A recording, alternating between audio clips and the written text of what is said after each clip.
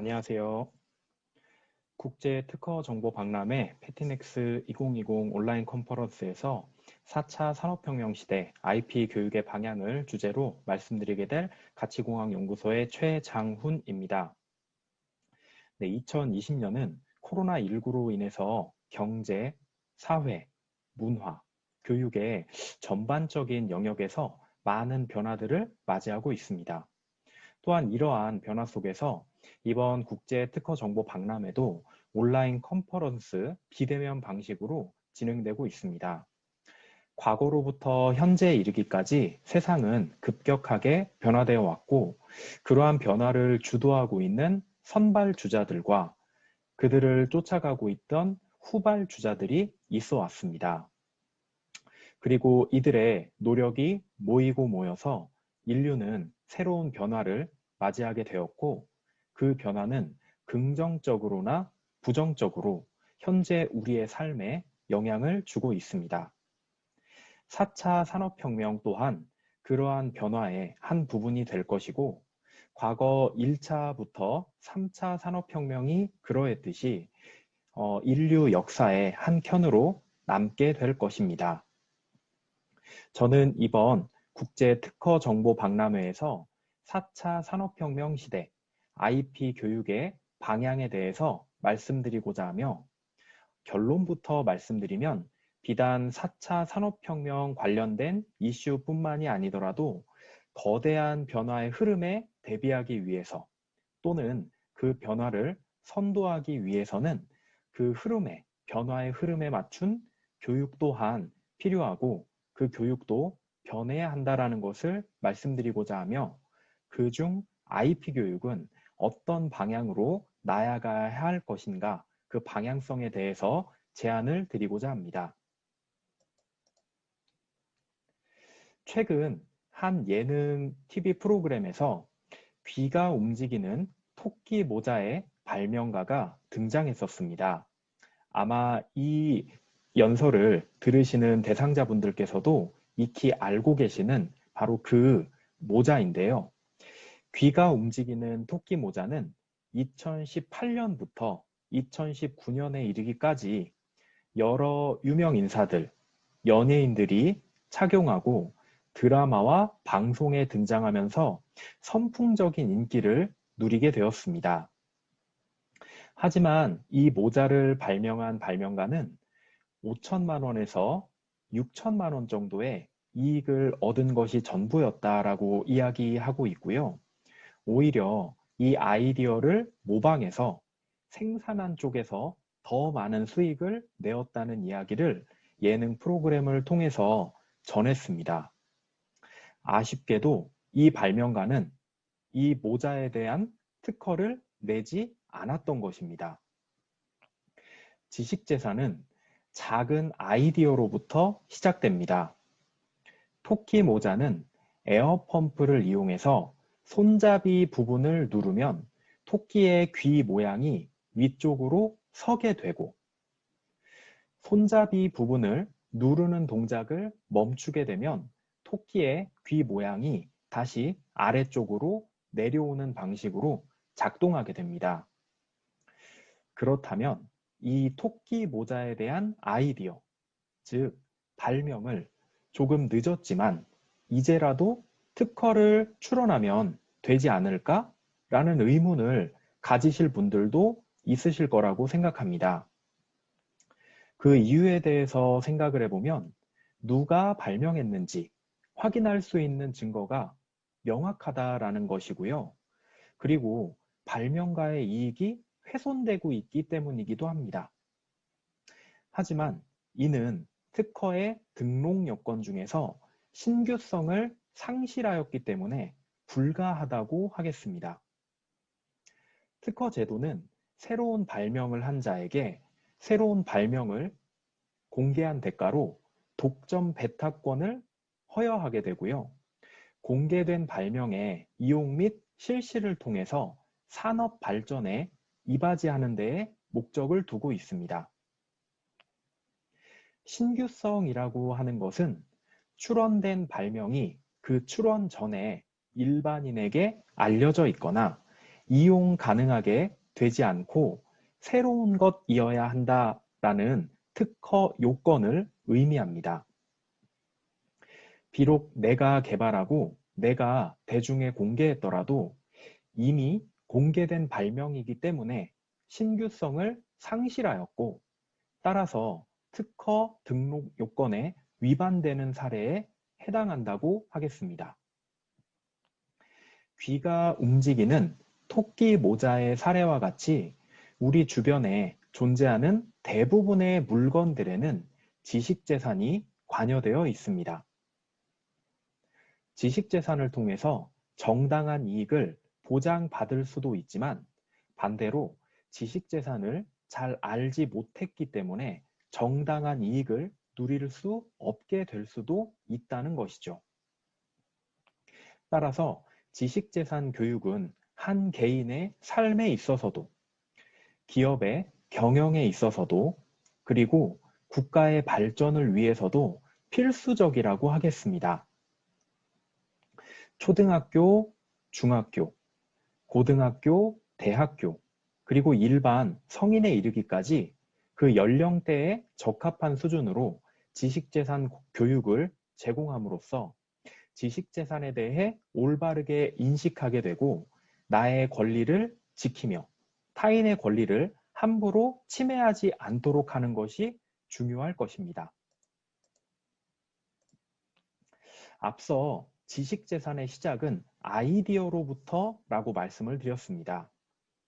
과거 1760년대 영국은 증기기관의 발명을 통해 1차 산업혁명을 이끌었고요. 이후 미국은 1860년대 전기를 발명하게 됨으로써 에너지 기반 대량 생산 시대인 2차 산업혁명, 그리고 1960년대 컴퓨터와 인터넷의 발달로 인한 디지털 기술이 대변되는 3차 산업혁명을 모두 주도해 나감으로써 세계 경제 대국이 되었습니다. 지금은 4차 산업혁명의 시대로 접어들고 있고요. 전 세계는 AI, 사물인터넷, 가상현실 등으로 대표되는 차세대 산업혁명을 주도하기 위해 다양한 기술 개발 및 투자, 핵심 기술 보호를 위해 치열한 공방을 펼치고 있습니다. 기술 순환 주기가 점점 짧아지고 있고 예전에 증기기관, 전기, 철도, 컴퓨터, 인터넷, 전화기 등과 같이 세상을 뒤흔든 대발명이 잘 나타나고 있지 않다라는 것도 특징이 되겠습니다. 대신 기존의 기술과 그리고 산업, 그 기존 기술과 기술, 산업과 산업의 융합을 통해서 사람들이 원하는 새로운 제품이나 서비스가 만들어지고 있는 것이죠. 과거보다 빠른 속도로 다양한 분야에서 동시다발적인 변화가 일어나고 있습니다. 최근 다중이용시설, 공공기관 등에서 사용하고 있는 체온 측정 장치의 사례도 앞서 설명드린 변화와 맞물릴 것입니다. 사람이 해야만 하던 일들을 기계 장치가 대신하고 있다는 것이죠. 또한 코로나19라는 전염병 상황에서 비대면에 대한 중요성이 심화되고 있는 가운데 이러한 장치를 필요로 하는 곳들이 많아지게 되었습니다. 이 흐름을 반영하듯이 코로나 바이러스 진단과 관련된 특허 출원 동향 또한 시기별로 증가하고 있는 추세라는 것을 확인할 수 있습니다. 비대면 체온 측정을 위해서 레이더 기술을 사용한다라든지 발열체의 온도를 측정하고 이를 컴퓨터가 판독하는 방법이라든지 비접촉 체열 측정 장치에 의한 출입 통제 장치라든지 비접촉 체온 측정의 정확도를 향상시키기 위한 방법이라든지 이런 다양한 방식으로 코로나19의 감염과 확산을 방지할 수 있고 진단할 수 있는 방법들이 지식재산으로 만들어지고 있습니다. 앞서 살펴본 바와 같이 영국은 산업혁명을 일으켜 경제적 부흥을 이루었습니다. 왜 산업혁명은 영국에서 시작된 것일까요? 여러 가지 이유가 있겠지만 그 중 하나가 바로 특허가 될 것입니다. 특허의 개념은 15세기 이탈리아에서 창안되었습니다. 당시 이탈리아에서는 무너진 동로마 제국의 과학자들을 유입하기 위해서 새로운 아이디어를 내는 사람들에게 독점 사업권을 주게 됩니다. 이러한 시도는 기술을 가진 사람들을 모이게 만들었고 이들은 새로운 사업을 벌이기 시작하게 됩니다. 그리고 이 제도를 적극적으로 활용한 나라가 바로 영국이었습니다.